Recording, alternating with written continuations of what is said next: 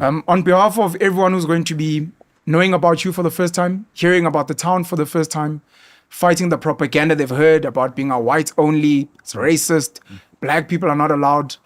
I'm going to try and ask questions as if I've never been here and I've never done research. So if we can start with the history of Orania, how this town came to be, how we got to be here today. So if you ask the question of the history of Orania, you have to consider at least two histories, but actually a whole lot more.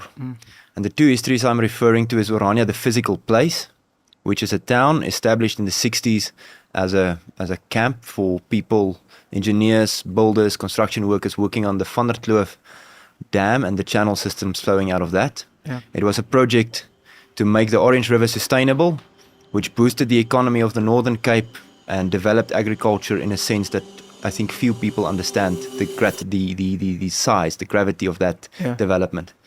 And then there's another history. It's the history of the Orania idea, as I like to call it now, although Orania is a name that we adopted from the town that we bought. So the idea actually existed long before the town.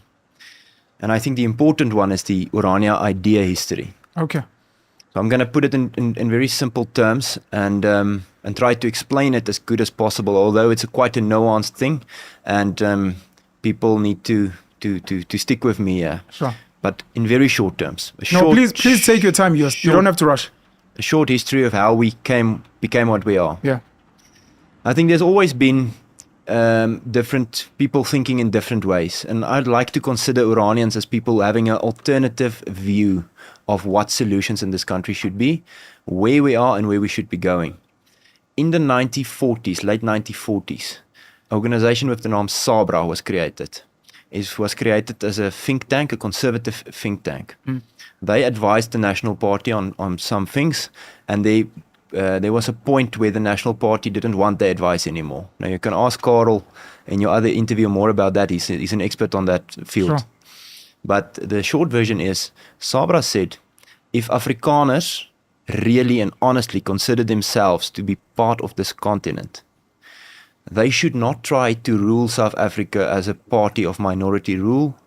They should leave the peoples of South Africa to make decisions for themselves, rule over themselves. And if Afrikaners wants a place, they should go to a place where they can be a majority in their own area, and for that reason make decisions for themselves in regards to their religion, in regards to their politics, in regards to their schools and their economy and so on.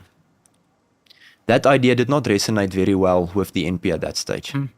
And a lot of things happened, the history of South Africa developed as it developed, but that idea never completely died down. In the 1970s, 80s, an organization with the name Oranje Werkers started working on the students, telling them, maybe there's another option. Most people look at the two options, NP stays in power or ANC takes over power. That kind of music of change was already playing in the 80s very loudly. Maybe there's a third option. Afrikaners do their own thing on their own place. And that started, a lot of Afrikaner students started listening and understanding that. And in the late 1980s, there was a strong movement with that idea. Afrikaners should just have their own place where they can legally own their own piece of land, which they legally acquire, and where very, very importantly, they do their own labor. But we can speak a bit more about that later. And that movement grew and grew and grew. So the Orania idea, firstly, is an idea that is not a reaction to the end of apartheid. Which a lot of people assume. Orania as an idea is an idea that stands on its own feet, an idea that exists on its own merit.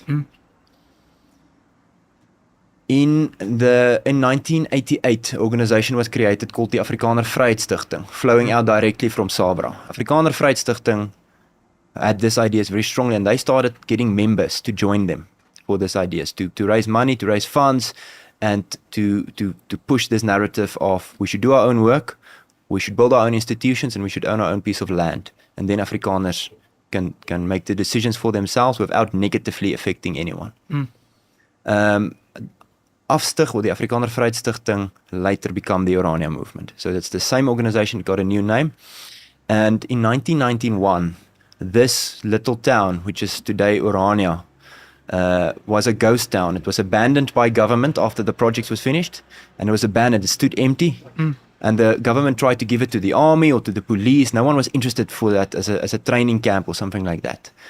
And the government decided to sell it as a farm, and they published a little ad in the end of the Farmers Weekly saying, "Town for sale, buy it." And one of the local farmers said he already visualized how he's going to put his sheep in the little plots of all the yards with already had nice wires around them and so on. But Professor Karel Boshoff and Dr. Chris Jooste, two intellectuals, academics, they said, listen, this is our opportunity. This is our opportunity to create a space for Afrikaners. This is an opportunity to realize this thing that we've been dreaming about for long. This third option, this alternative wonder option. where he gets them from. And but they whatever the raised case money. is, we really hope They that managed his wisdom to buy transcends, Orania and and really to start contributes this to the project. development of Africa. And suddenly you in have helping people solving moving, Africa's intellectuals really mostly, because who myriad moves to a place in the middle of the challenges. bloody But what do you desert? guys No think one about would, this speech? unless Share your thoughts your brains are not in the well. comments. So people left their jobs Yeah. to move here. This is semi-desert. You can drive around 10 kilometers out of town. You'll see it's desert. Yeah. Very hot, very cold, very, very little rain. And people moved here with nothing. No jobs, no economy, nothing. So there was a stage in Orania's history where it was the highest qualified per square kilometer in the country. Because who moves after an idea? Intellectuals, academics, doctors, lawyers, professors. And they moved here and they started trying to develop this. And that was days of hunger and thirst. Jeez. It was not easy days, right? But you had a lot of people with a pioneer spirit and with a plan, which they very, very, they believed in it with a lot of fire in them, They said, we're going to do this, we're going to make it work.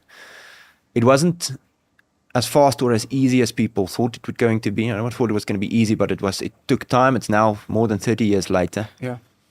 And we're still a pioneer community, but we've achieved some things that are noteworthy. Yeah. And that's why we say test us not on where we are currently, test us on the trajectory of our growth. Yeah.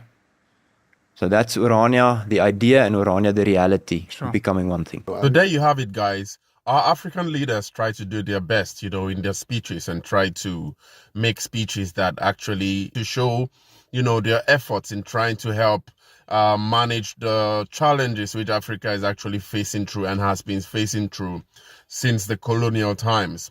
And so we here to really listen to these speeches and to share our thoughts in the comments. And so whatever it is you guys think about these speeches, please do share your thoughts in the comments. Thank you for watching, guys. I really hope you enjoyed this video.